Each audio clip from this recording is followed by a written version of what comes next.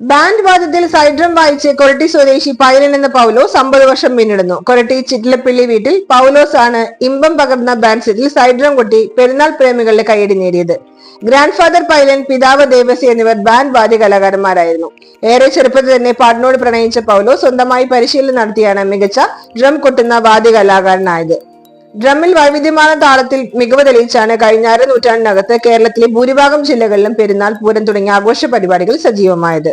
നിലവിൽ മേലഡൂർ സംഗീത ബാൻഡ് സെറ്റിലാണ് പ്രവർത്തിക്കുന്നത്. Side drum മാസ്റ്ററായും പ്രവർത്തിക്കുന്നുണ്ട്.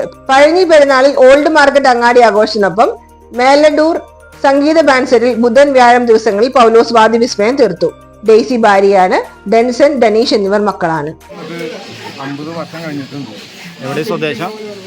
എൻ്റെ സ്വദേശം കൊച്ചുകുട്ടികളാണ്.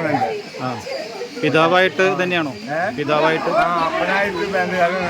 അപ്പന്മാരൊക്കെ ബാൻഡുകാരാണ്. തലമുറകളായിട്ട് തലമുറയായിട്ട് ഞങ്ങൾ ബാൻഡുകാരായിരുന്നു. പ്രായം എത്രയായി? പ്രായം എനിക്ക് 24 വയസ്സായി. 24.